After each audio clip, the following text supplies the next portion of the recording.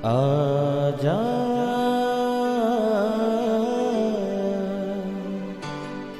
प्रभु यीशु के दर आजा,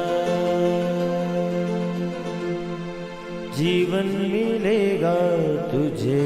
आजा आजा प्रभु यीशु के दर आजा, जीवन मिलेगा तुझे। आजा आजा आजा आजा।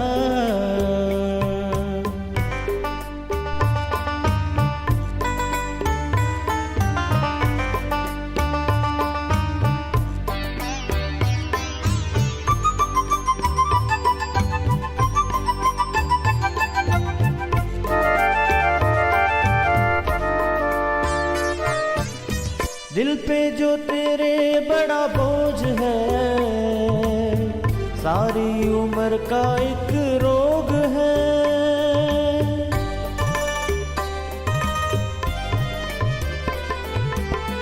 दिल पे जो तेरे बड़ा बोझ है, सारी उम्र का एक रोग है।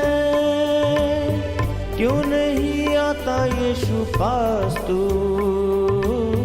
ताकि न रहे फिर उदास तू। क्यों नहीं आता यीशु पास तू, ताकि न रहे फिर उदास तू। आजा प्रभु यीशु के दर आजा, जीवन मिलेगा तुझे। आजा आजा आजा आजा। क्योंकि विपत्ति धूल से उत्पन्न नहीं होती और ना कष्ट भूमि में से उगता है। Praise the lord everyone. मैं pastor Kulbhushan Johar, Asian church of Christ Vancouver BC से प्रोग्राम नई ज़िंदगी की ओर में आप सबका बहुत बहुत स्वागत करता हूं। मैं आप सबको वेलकम बोलता हूं परमेश्वर की हुजूरी में। मेरा फेथ है आप सब लोग परमेश्वर के वचन में बढ़ रहे होंगे, तंदुरुस्त होंगे। तो आइए परमेश्वर के कलाम में से सीखने से पहले, वचन को पढ़ने से पहले अपनी आंखों को बंद करेंगे, अपने सरों को झुकाएंगे। आइए हम प्रार्थना में जाएंगे। सर्वशक्तिमान परमेश्वर यीशु मसीह नासरी, हम आपका धन्यवाद करते हैं। आप अच्छे हैं, सच्चे हैं, जीवित परमेश्वर हैं। खुदावंद आप दुआओं को सुनते हैं। इस वक्त आपने हमें ये मौका दिया, हम आपकी हुजूरी में बैठ सके, आपके साथ खुदावंद वचन में से सीख सके। होने दे परमेश्वर, जब आज आपके वचन में से हम पढ़ें, ये वचन हम में से हर एक को नई जिंदगी के साथ जोड़ दे। कोई भी अंधकार की शक्ति तेरे वचनों के फ्रूट को चोरी ना कर सके। सुनने वाले, देखने वाले हर एक भाई बहन, बच्चे बुजुर्ग के ऊपर आपकी दया, आपकी आशीष को हम मांगते हैं। यीशु मसीह के सामर्थी नाम से हम मांगते हैं, आमीन आमीन। हालेलुया। मैं स्वागत करता हूं आप सबका प्रभु यीशु मसीह की हुजूरी में। मेरे प्रियो, आज मैं बात करूंगा उन लोगों से जिनको ये लगता है कि एकदम से अचानक से कुछ ऐसा हुआ कि लाइफ में एक बड़ा चेंज आ गया। चाहे वो अच्छा चेंज हो या ख़राब चेंज हो, पर एकदम से कुछ ऐसा हुआ जिसके बाद आपको लगता है कि पता नहीं ऐसा क्या हो गया कि चीज़ें ख़राब हो गई या चीज़ें सुधर गईं। मेरे प्रियो, आज मैं आपको परमेश्वर के कलाम में से इसके पीछे के भेद को बताऊंगा। और जब आप इस वचन को सुनेंगे, इसके ऊपर आप मेडिटेट करेंगे, जो कुछ आपने खोया, जो कुछ शैतान ने आपसे लिया, आप उसको वापस ले सकते हैं। आपकी लाइफ पहले से भी बेटर हो सकती है। परमेश्वर का कलाम क्या कहता है? अय्यूब की किताब उसका 5 अध्याय उसकी 6 आयत में लिखा, क्योंकि विपत्ति धूल में से नहीं उगती और कष्ट भूमि में से नहीं आता। हालेलुया। मेरे प्रियो, आज जो कुछ भी आपके साथ हो रहा है, चाहे वो अच्छा हो चाहे वो बुरा हो, आप जानते हैं उसका रिस्पॉन्सिबल कौन है? उसका रिस्पॉन्सिबल कोई और नहीं, आप खुद उसके रिस्पॉन्सिबल हैं। कैसे? मैं आज आपको परमेश्वर के कलाम में से बताऊंगा। आइए हम एक हिस्से को पढ़ते हैं जो हमें मिलता है उत्पत्ति की किताब उसका 3 अध्याय उसकी कुछ आयतों को। यहाँ पे लिखा, यहोवा परमेश्वर ने जितने बेनौले पशु बनाए उनमें से सर्प सबसे धूर्त था। उसने स्त्री से कहा, क्या ये सच है कि परमेश्वर ने कहा तुम इस वाटिका के किसी भी वृक्ष के फल को ना खाना? स्त्री ने सर्प से कहा इस वाटिका के वृक्ष के फल को हम खा सकते हैं, परंतु जो वृक्ष वाटिका के बीच में है उसके फल के विषय में परमेश्वर ने कहा ना तो उसे खाना ना उसे छूना, नहीं तो मर जाओगे। तब सर्प ने स्त्री से कहा तुम निश्चय ना मरोगे, वरन परमेश्वर आप जानता है जिस दिन तुम उसका फल खाओगे उस दिन तुम्हारी आंखें खुल जाएगी, तुम भले बुरे का ज्ञान पाकर परमेश्वर के तुल्य हो जाओगे। अतः स्त्री ने देखा उस वृक्ष का फल खाने के लिए अच्छा, देखने में मनभाऊ, बुद्धि देने के लिए चाहने योग्य भी है, तब उसमें से तोड़ के उसने खाया, अपने पति को भी दिया, उसने भी खाया। तब उन दोनों की आंखें खुल गई और उनको मालूम हुआ कि हम नंगे हैं, इसलिए उन्होंने अंजीर के पत्ते जोड़ जोड़ कर लंगोट बना लिए। हालेलुया। मेरे प्रियो, बाइबल बताती है जब आदम और हवा को परमेश्वर ने बनाया, परमेश्वर ने उनको बोला था कि सिर्फ इस पेड़ के फ्रूट को मत खाना। जब शैतान उनकी लाइफ में आता है, जब उनको डिसीव करता है, तो वो एकदम से आके उससे बात नहीं कर रहा होगा। वो एवरीडे देखता होगा कि आदम और हवा कब अलग होते हैं, कब वो हवा से बात कर सकता है, कब उसको बहका सकता है। बाइबल कहती जब धीरे धीरे धीरे जब वो उस स्टेज पे पहुंच गया कि अब मैं उसको डिसीव कर सकता हूं, तो जैसे ही उसने उसको कहा कि क्या परमेश्वर ने कहा है कि तुम इस वाटिका के किसी वृक्ष के फल को ना खाना। अब हवा क्या कहती है, इस वाटिका के वृक्षों के फल हम खा सकते हैं, पर जो वृक्ष वाटिका के बीच में है उसके विषय में परमेश्वर ने कहा ना तो उसको खाना ना उसको छूना, नहीं तो मर जाओगे। मेरे प्रियो, परमेश्वर ने छूने से मना नहीं किया था, उसने खाने से मना किया था। पर बाइबल कहती है कि जब उसने एवरीडे उस शैतान को एंटरटेन किया, एवरीडे जब उसको मना नहीं किया, तो अचानक से एक दिन वो उसके साथ डिसीव हो गई, उसकी बातों में आ गई और उसने उस फल को खा लिया। और बाइबल कहती है उनका नंगापन उनको नजर आने लगा। मेरे प्रियो, बाइबल बताती है कि एकदम से कुछ भी ऐसा नहीं होगा जिसके बारे में आप नहीं जानते। आपकी लाइफ में अगर आपको लगता है कि एकदम से कुछ ऐसा हो गया जिसकी वजह से जो आपके लिए अच्छा था, जो फ्रूटफुल था, वो चला गया, और कुछ ऐसा आ गया जिससे आपको अपना नंगापन नजर आता है, ट्रबल्स, प्रॉब्लम्स नजर आती हैं, इसके पीछे आपको ये फाइंड आउट करना है कि वो कौन सी चीज है जिसके विषय में परमेश्वर ने मना किया और आपने उसको किया। हालेलुया। मेरे प्रियो, अगर आप आज देखते हैं वो लोग जो अपनी लाइफ में बहुत अच्छे से सब कुछ मेंटेन कर पा रहे हैं, ये ऐसे नहीं कि कोई जादू की छड़ी घूम गई और ऐसा हो गया। उन्होंने उस चीज़ के ऊपर काम किया जो परमेश्वर का वचन कहता है। उन्होंने उस चीज़ को पकड़ा और उसको पकड़े रखा, उस चीज़ के साथ बने रहे और उस चीज का फ्रूट आज नजर आता है। बाइबल क्या कहती है, विपत्ति धूल से नहीं उगती। ऐसा क्या किया आपने या क्या छोड़ दिया आपने जिसकी वजह से आप ट्रबल को फेस करते हैं। अगर दूसरी तरफ आप देखते हैं यूसुफ की लाइफ के बारे में, बाइबल क्या बताती है, अगर आप 39 उत्पत्ति को पढ़ते हैं, वहां पे लिखा कि यूसुफ जिसको मिस्र में बेच दिया गया था, जो एक गुलाम की तरह गया, उस जगह पे पोतीपुर के घर पे उसको परमेश्वर ने ब्लेस किया। अब वहां पे पोतीपुर की वाइफ ने जब देखा कि ये देखने में सुंदर है, तो उसने फोर्स किया कि वो उसके साथ सोए। बाइबल ये बताती है कि उसने उसको उस जगह के ऊपर मना किया, वो वहां से भाग गया। उसने इस चीज का कोई भी एडवांटेज नहीं लिया कि मेरे हाथ में सब कुछ है। उसको पता था कि मेरी लाइफ में विपत्ति धूल से नहीं उगेगी। अगर अब मैं व्यभिचार में गिर गया तो फिर कभी भी मेरी लाइफ सेम नहीं रहेगी। ऐसा क्या था आपकी लाइफ में जिसको आपने मना नहीं किया और आपने उसमें इन्वॉल्व होकर चीज़ों को खराब कर लिया।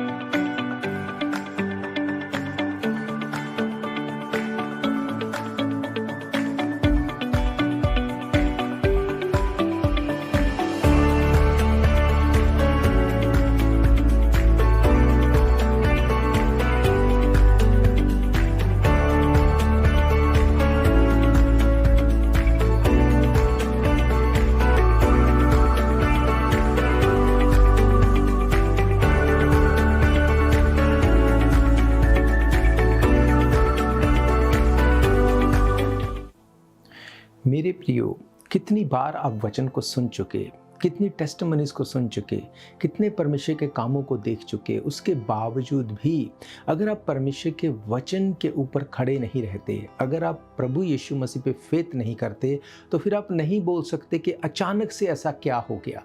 क्योंकि जो कुछ आज आप दुनिया में देखते हैं, जो कुछ आज हो रहा है, देश देश पे चढ़ाई कर रहा है, कौम कौम के साथ लड़ाई कर रही है, भूकंप आ रहे हैं, महामारियां आ रही हैं, ये सब प्रभु यीशु मसीह ने पहले ही से बता दिया। अब आप ये नहीं बोल सकते कि अचानक से ऐसा क्या हो गया। मेरे प्रियो, बाइबल क्या कहती है? बाइबल कहती है, अगर आप याकूब की किताब देखें, उसका 4 अध्याय, उसकी 7 आयत, वहाँ पे लिखा, इसलिए परमेश्वर के अधीन हो जाओ, शैतान का सामना करो, वो तुम्हारे पास से भाग निकलेगा। बाइबल कहती है कि तुमको शैतान के सामने से भागना नहीं है, शैतान का सामना करना है। कैसे आप सामना कर सकते हैं? आप शैतान का सामना कर सकते हैं सिर्फ एक रीति से, परमेश्वर के वचन के साथ खड़े रह के।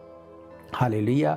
जिस आदम और हवा को परमेश्वर ने अपने स्वरूप में बनाया, जैसे ही उन्होंने वो किया जिसके लिए परमेश्वर ने मना किया, एकदम से फिर ऐसा कुछ हो गया कि लाइफ चेंज हो गई। अपना नंगापन नजर आया, परमेश्वर के साथ एक बड़ा डिस्टेंस बन गया। वहीं पे जब यूसुफ की लाइफ में देखते हैं, भले ही वो ट्रबल्स में था, प्रॉब्लम में था, उसको बेच दिया गया, पर उसको ये बात पता थी कि मुझे परमेश्वर के वचन के साथ बने रहना है, और वो चलते रहा परमेश्वर के वचन के साथ। उसके पास अथॉरिटी थी, उसके पास चांस था, उसके पास वजह थी, पर फिर भी वो पोतीपोर की वाइफ के साथ नहीं सोया।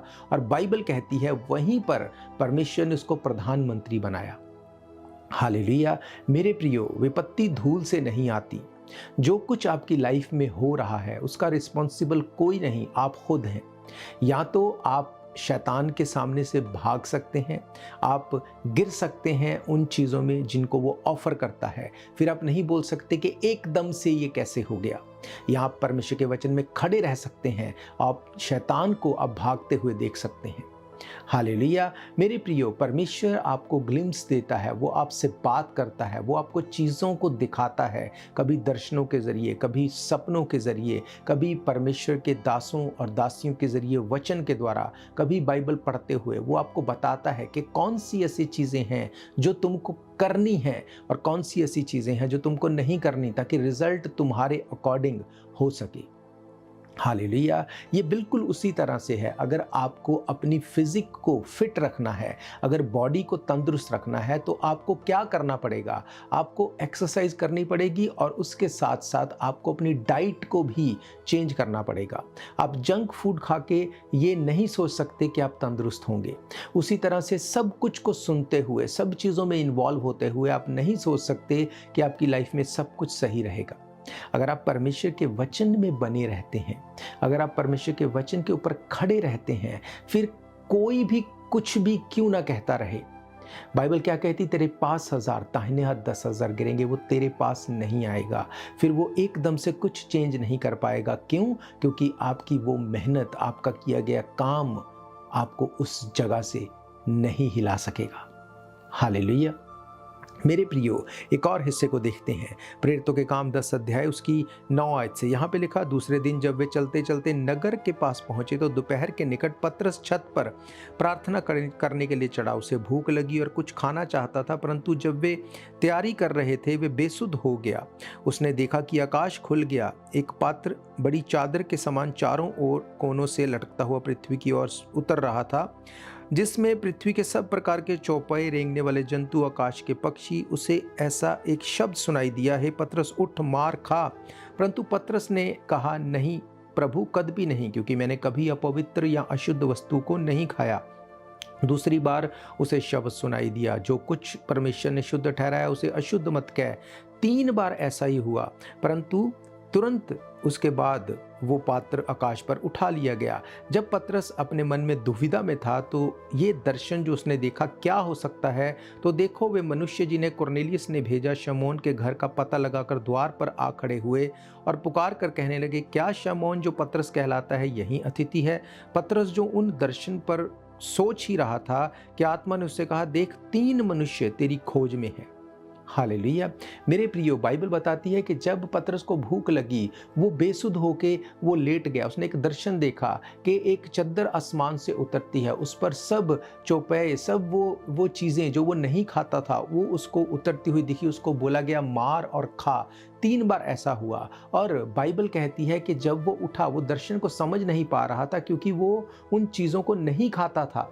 उसने कहा मैंने कभी ऐसा नहीं किया, पर अब परमेश्वर उसे बोल रहा था उसे खा। ये स्पिरिचुअल बात है, ये फिजिकल बात नहीं है। बाइबल कहती है उसके बाद जब वो उठ गया तो उसने देखा कि 3 लोग, 3 पुरुष उसकी खोज में उस जगह पे जहां भी रुका था वो आए और उसको बोला कि कुरनेलियस के घर तुझे जाना है। कुरनेलियस कौन? गैर जाति।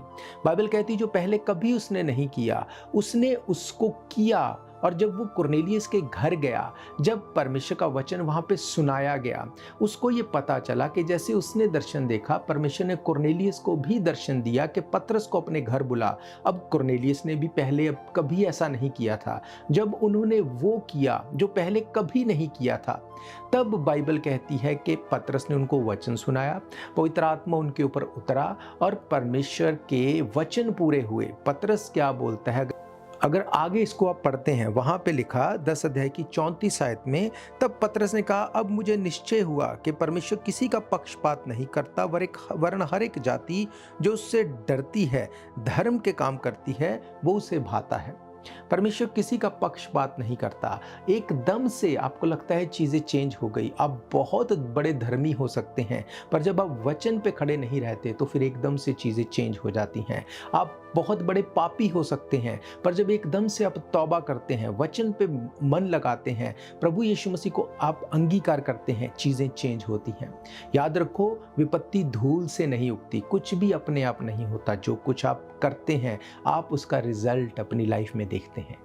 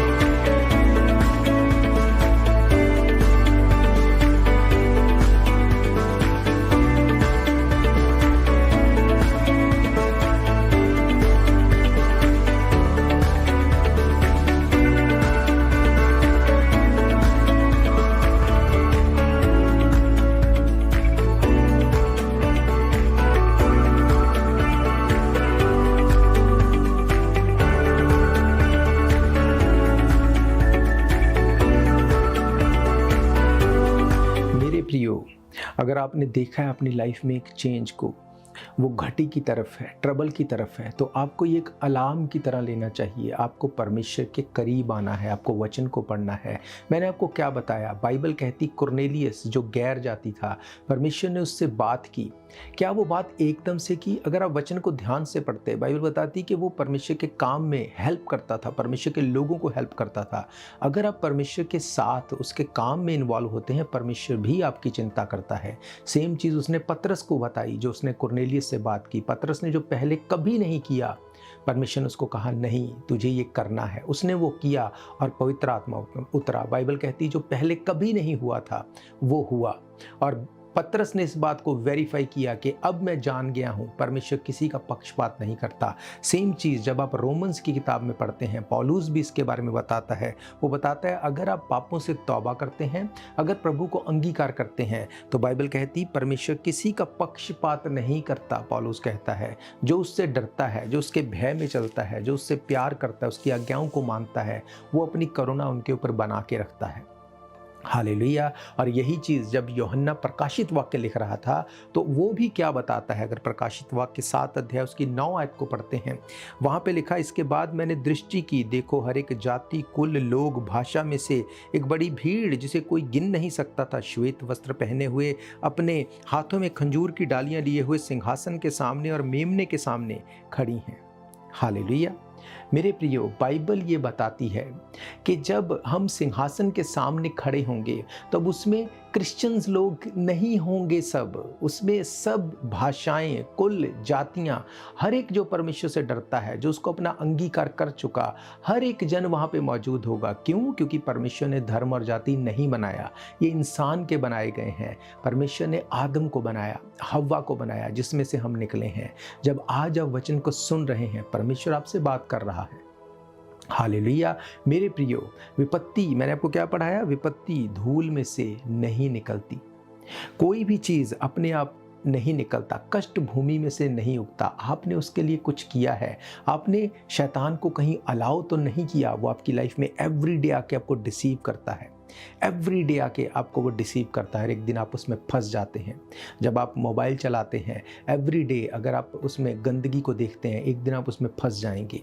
आप उस संगति में है जो नशा करती है, आप नशा नहीं करते, एक दिन आएगा आप उसमें फंस जाएंगे। एक ऐसी फेलोशिप जो हर एक क्राइम में इन्वॉल्व है, आप वैसा नहीं करते, पर एक टाइम आएगा आप उसमें फंस जाएंगे। ऐसा क्यों होगा? क्योंकि विपत्ति धूल से नहीं उगती। बाइबल कहती है कि कष्ट भूमि में से नहीं निकलता। एकदम से ऐसा अगर आप देखते हैं कि कुछ ऐसा हुआ जो आपको अनएक्सपेक्टेड था, आपको अलार्म्ड हो जाना चाहिए कि मैंने क्या ऐसा किया कि ये हो गया। अगर आप जंक फूड खाना शुरू करते हैं, एकदम से बॉडी में चेंज आता है, तो आपको अलार्म्ड हो जाना चाहिए कि अब मुझे डाइट को चेंज करना है, मुझे बॉडी को सही रखने के लिए चीज़ों को मेंटेन करना है। अगर आप इसको इग्नोर करेंगे, आप बीमारियों से बच नहीं सकते। उसी तरह से स्पिरिट में अगर आप चीज़ों को इग्नोर करेंगे, यीशु मसीह ने क्या कहा? अंत के दिनों में इकट्ठे होना मत छोड़ो, प्रार्थना करनी मत छोड़ो।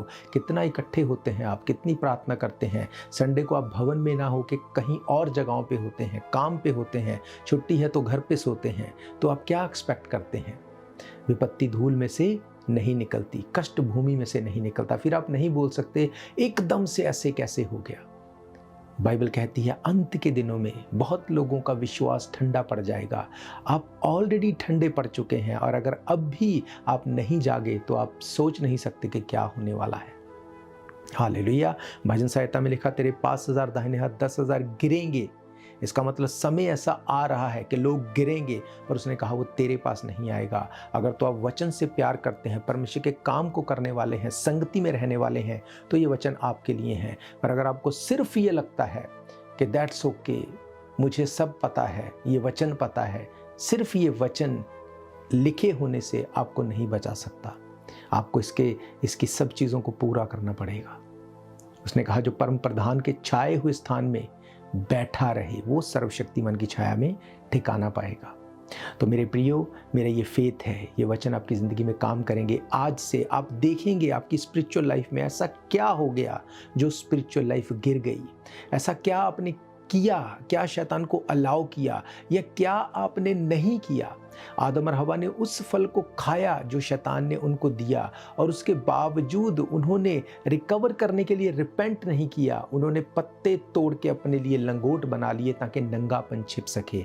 आज लोग अपने आप चीज़ों को फिक्स करने की ट्राई करते हैं। याद रखो, ना तो तब वो पत्ते उस नंगेपन से उन्हें बचा सके, ना आज आपके खुद के किए काम आपको नरक जाने से बचा सकते हैं। सिर्फ यीशु मसीह का लहू आपके सब गुनाहों को धो के आपको माफ करके परमेश्वर के पास लेके जाने में सामर्थी है। हालेलुया।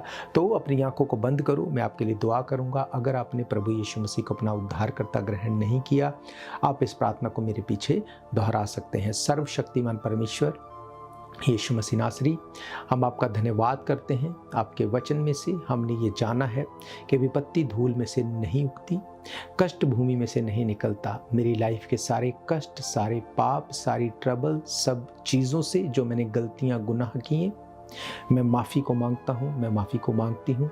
मैं आपको अपना उद्धारकर्ता ग्रहण करता हूँ, ग्रहण करती हूँ। आप हमारे गुनाहों को माफ़ करें, हमें अपने बेटे और बेटियां होने का अधिकार दें। बाइबल कहती है आप पाप से नफरत करते हैं, पापी अगर पाप को छोड़ दे आप उससे प्यार करते हैं। मेरे गुनाहों को माफ़ करें, यीशु मसीह के नाम से मांगते हैं, आमीन आमीन। अपनी आंखों को बंद रखो, मैं आपके लिए दुआ करूंगा। सर्वशक्तिमान परमेश्वर यीशु मसीह नासरी, इस वक्त मैं प्रार्थना करता हूँ जितने लोग मुझे देख रहे हैं खुदावंद, आज महान परमेश्वर तेरे वचन में से जो इन्होंने सुना, ये वचन इनकी ज़िंदगी में बोया गया, ये 100 गुना फलों को लेके आए, इनकी ज़िंदगियाँ सेम न रहे आज से, और उस पाप को ये मना करें जो इनकी लाइफ में है, और तेरे वचन के साथ जुड़ने पाए। बड़ी गवाही को इनकी लाइफ से हम देखें। हर बीमारी, हर ट्रबल, हर प्रॉब्लम, हर शैतान की वो चाल जो इनकी जीवन में वो लेके आना चाहता है, यीशु मसीह के नाम से हम उसको तोड़ते हैं, कैंसिल करते हैं, ख़त्म करते हैं। तेरे नाम से मैं इनको ब्लेस करता हूँ खुदावंद। तेरे लोग आज़ाद हों, डिलीवर हों, इनकी बीमारियाँ गिरें, ट्रबल्स गिरें, गवाही के साथ ये खड़े होने पाएँ। यीशु मसीह के सामर्थी नाम से मांगते हैं, आमीन आमीन हालेलुया। तो मैं आपको बताना चाहता हूं, अगर आप इन प्रोग्राम्स को फिर से सुनना चाहते हैं, आप हमारे YouTube channel Asian church of Christ Vancouver BC पे जाके डेट वाइज सर्च करके इनको सुन सकते हैं। इसके अलावा TV, radio, TikTok, Rumble, podcast, हर एक सोशल मीडिया के माध्यम से एवरीडे इन प्रोग्राम्स को सुन सकते हैं। हर इतवार दोपहर 1 बजे हम परमेश्वर के भवन में मिलते हैं। एड्रेस आपकी स्क्रीन के ऊपर दिया गया है। आप परमेश्वर के भवन में आके भी सभा को अटेंड कर सकते हैं। महीने के पहले सैटरडे संडे हम 24 घंटे प्रार्थना में होते हैं। उस चेन प्रेयर में भी आप अपनी प्रार्थना को भेज सकते हैं, हम मिलकर दुआ करेंगे। आपकी लाइफ सेम नहीं होगी। आपका कोई भी प्रेयर पॉइंट है, क्वेश्चन है, डाउट है, आप हमें संपर्क कर सकते हैं। तो हम फिर मिलेंगे परमेश्वर की हुजूरी में। तब तक के लिए आप सबको प्रेज द लॉर्ड, जय मसीह की। God bless you. शायद ये मौका होगा आखिरी, तुझको बुला रहा है नासरी। धोखा ही धोखा संसार है, प्रभु यीशु का सच्चा प्यार है।